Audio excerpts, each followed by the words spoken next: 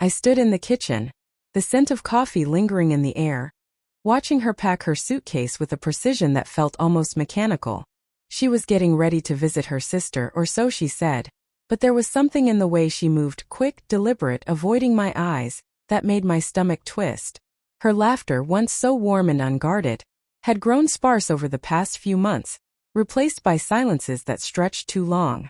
I'd ask her how her day was, and she'd answer with a smile that didn't reach her eyes, her fingers fidgeting with her phone. I wanted to chalk it up to stress, maybe her job or the weight of routine, but the doubt gnawed at me. When she kissed me goodbye that morning, her lips barely brushed mine, and I felt the distance between us like a chasm I couldn't cross. I'm a carpenter by trade, and I've always thought of marriage as something like building a house. You choose your materials carefully, lay a strong foundation, and piece it together with intention. If a beam cracks or a wall shifts, you fix it, you measure twice, cut once, and make it right. But as I stood in our quiet home after she left, surrounded by the furniture I'd built with my own hands, the oak table where we'd shared countless dinners, the bookshelf crammed with her novels and my dog-eared manuals, I realized love wasn't like wood or nails. You can't always sand down the rough edges or hammer it back into shape. Sometimes it splinters in ways you can't repair. The signs had been there for months, though I hadn't wanted to see them. Late nights at work that stretched later each week. Her phone, always face down, buzzing with messages she'd answer in another room.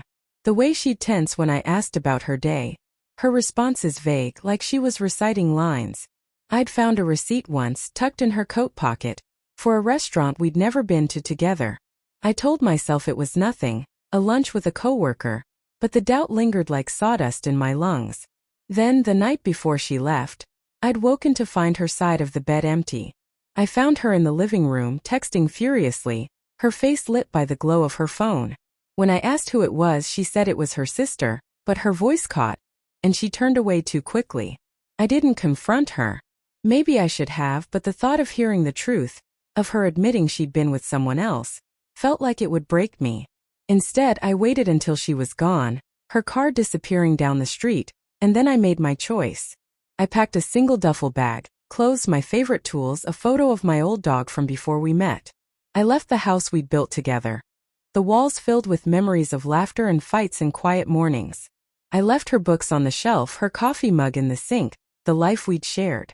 I drove to a small apartment across town, the kind of place that smelled like fresh paint and second chances, and I didn't look back. That first year alone was both a blur and a revelation. I threw myself into work, taking every job that came my way. Custom cabinets, decks, even a treehouse for a family with 2 kids who reminded me of dreams we'd once had. My hands stayed busy, shaping wood into something solid, something I could control. But at night, when the tools were down and the world was quiet, the pain crept in.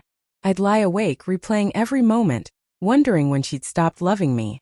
Was it one choice, one day, or a slow drift I'd failed to notice? I thought about the other man because by then I was sure there was one. I imagined him, faceless, laughing with her in ways I hadn't in too long. The anger burned, but so did the grief, and I learned to let them both wash over me like waves. I didn't date.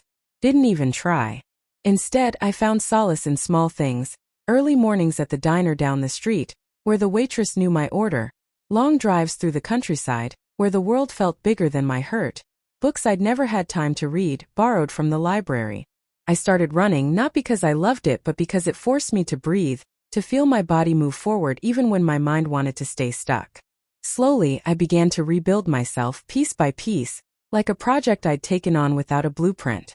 I wasn't the man I'd been with her, but I wasn't sure I wanted to be. I was becoming someone new, someone who could stand alone. A year to the day after I left, she found me. I was at a job site sanding a cedar bench when I saw her car pull up. She stepped out, her hair shorter, her face softer than I remembered, but there was a weight in her eyes I hadn't seen before. She said she'd been trying to find me, that she'd gone to our old house and found it empty, sold by the bank after I stopped paying the mortgage. She said she was sorry, her voice breaking as she admitted there'd been someone else. A coworker, someone who'd made her feel seen when she thought I'd stopped looking. She said it was over now, that she'd ended it months ago, that she wanted me back. I listened, my hands still on the sandpaper, the wood smooth under my fingers. Part of me wanted to scream, to ask how she could have thrown us away, To demand details I knew would only haunt me. But another part, the part I'd been building all year, felt steady. I looked at her, really looked, and saw someone who was hurting, yes, but also someone who wasn't mine anymore. I told her I was glad she was honest, but I couldn't go back. Not because I hated her, but because I'd learned to live without her. And I liked who I was becoming. She cried and I let her, but when she left I went back to sanding, the rhythm grounding me. Forgiveness came later. Not as a moment but as a slow unraveling. I realized it wasn't about saying what she'd done was okay, it wasn't. It was about letting go of the weight I'd carried, the anger that had tethered me to her long after I'd walked away. I forgave her for me, not for us, because I wanted to be free. I started to see the world differently, to notice the way the light hit the trees in the morning, the sound of rain on my apartment's tin roof. I bought a guitar, taught myself a few chords, laughed at how bad I was. I went hiking with a friend from work, stayed up late talking about nothing and everything. Life wasn't perfect, but it was mine and I was learning to love it. Months later a letter arrived. Her handwriting, my name scrawled across the envelope. She wrote about her regret, how she'd lost herself and hurt me in ways she'd never forgive herself for. She said she hoped I was happy, that she'd always loved me. I read it once, then set it aside. I didn't need her words anymore. I didn't need her guilt or her love. I'd found my own peace, built it from the ground up. And it was stronger than anything we'd had together. Now I wake up each day and choose to live fully. I take on new projects, meet new people, savor the small moments. A cold beer after a long day. A song on the radio that makes me smile. I've learned that healing doesn't come from someone else's apology, or from fixing what's broken. Comes from within, from deciding you're worth rebuilding. Looking back, I see that her betrayal, as much as it shattered me, gave me something I hadn't expected. The chance to find myself. I used to think our love was the story of my life, but I was wrong. The real story, the one that matters, is the one I'm writing now. About a man who lost everything and discovered he was enough.